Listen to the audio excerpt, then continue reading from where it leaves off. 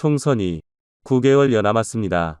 그런데 엉뚱한 곳에서 지금 더불어민주당의 총선 공천 불협화음이 터지고 있습니다. 바로 서울 광진을 지역구입니다.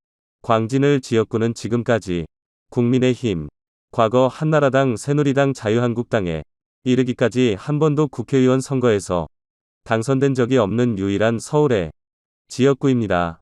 구로 관악에서도 국민의힘 보수정당 후보가 당선된 적이 있지만 광진 얼만큼은 한 번도 당선된 적이 없었습니다.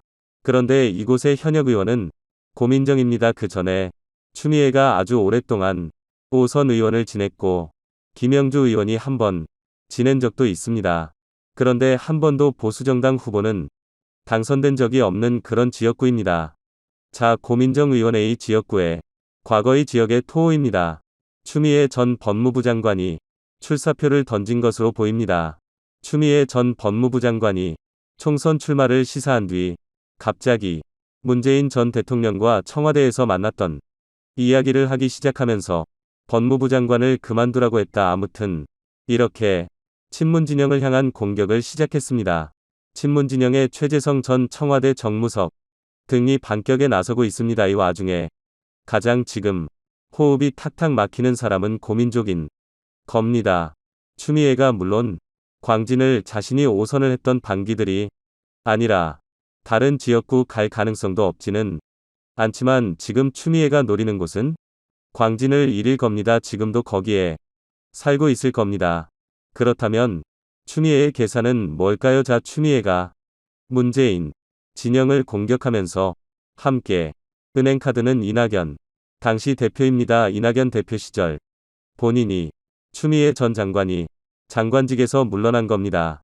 여기에 고민정 이야기도 나옵니다. 자, 아무튼 지금 그동안 조용히 있던 친문진영이 추미애의 느닷없는 공격에 당혹감을 느끼고 있습니다.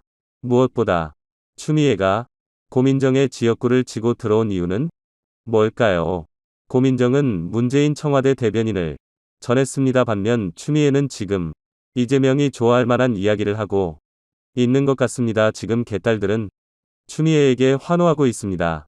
친문진영을 공격하기 시작한 겁니다. 자, 이런 전반적인 과정을 보면 이제 총선을 앞두고 친문진영과 친명진영의 전쟁은 불가피진 것 같습니다. 자, 이재명이 지금 가장 신경 쓰이는 인물은 누굴까요? 바로 이낙연입니다. 이낙연 전 대표가 지금 광주를 방문해서 5.18 미역을 참배하고 기자들에게 민주당 지도부를 비판하기 시작했습니다.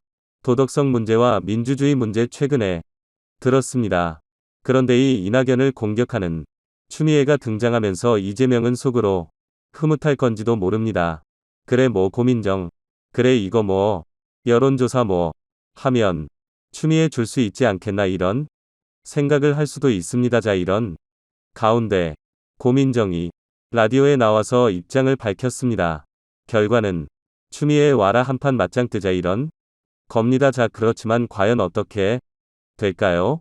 이재명이 공천권을 휘두르느냐 아니면 이재명이 그 전에 날아가느냐 여기에 따라서 그들의 운명이 왔다 갔다 할 것으로 보입니다. 이걸 보면 지금 민주당은 서울 수도권에서 괴멸할 가능성도 없잖아 보입니다. 진성호의 융단 폭격 시작합니다. 더불어 민주당을 융단 폭격합니다. 이 가장 빨리 터진 게 지금 관계들입니다. 고민정과 추미애가 지금 격돌하고 있습니다. 고민정 의원이 방금 전 추미애 전 장관이 자신의 지역구에 출마하는 게 아니야 이런 관측에 대해 누가 오시던 자신 있다. 와라 이렇게 말했습니다. 10에서 라디오 김현정의 뉴스쇼에 나온 고민정 의원, 추미애 전 장관이 최근 문재인 전 대통령을 비롯해 친문진영을 맹공하는 게 자신의 지역구였던 고민정 지역구에 출마하기 위한 사전 포석으로 보는 전가수강에 대해서 이같이 말했습니다.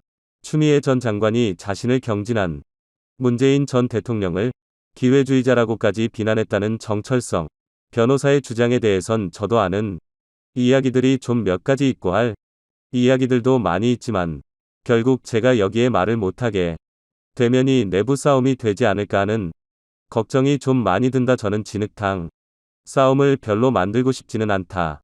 즉각적 대응을 피했습니다. 그러나 진흙탕 싸움이 안 되겠습니까? 추미가 이렇게 걸고 넘어왔는데 그러면서 그걸 누구 쪼라고 그렇게 하냐?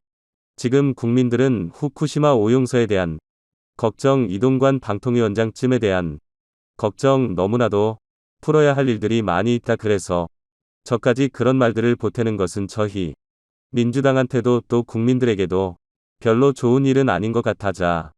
그런데 문제는 추미애는 그렇게 생각하지 않은 것 같습니다. 계속 입을 열고 있습니다. 연이어 추미애는 친문 진영을 맹공하기 시작했습니다.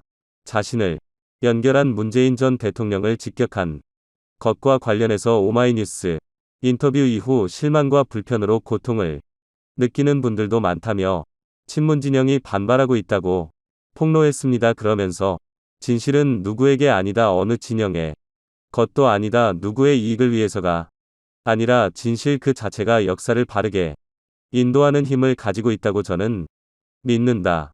그러면서 그 자신이 법무부 장관 시절 밀어붙였던 언론에 대한 징벌적 손해배상을 친문 진영이 좌초시켰다. 그러면서 민주당 이낙연 대표 시절인 20년 9월 자 그때 이야기하면서 저도 알지 못한 연주로 법안이 통과되지 않았다. 그런데 그 뒤에 들었다고 합니다. 송 전 대표는 최근 언론 인터뷰에서 추미애 전 장관이 밀어붙이던 징벌적 손해배상자가 비공개 의원총회에서 청와대의 반대 기류를 반영한 고민정 등 친문의원들의 강력 반대로 좌표됐다고 밝힌 바 있습니다. 자 지금 성명길, 추미애 이재명은 한편이 되고 이낙연, 고민정 문재인이 한편이 되고 암튼 지금 친문과 친명 간의 전쟁은 불가피해진 것 같습니다. 공천 하나 받겠다고 광진을이 지금 어쩌면 이번 총선에서 민주당을 내분으로 이끄는 중요한 전쟁터가 될 것 같다는 생각이 듭니다. 지금 오신환 전 서울시 부시장이 이 지역에 출마를 준비하고 있습니다. 해볼만할 것 같습니다. 고민정과 추미애의 합판으로 나타내는 폭격이었습니다. 여러분 감사합니다.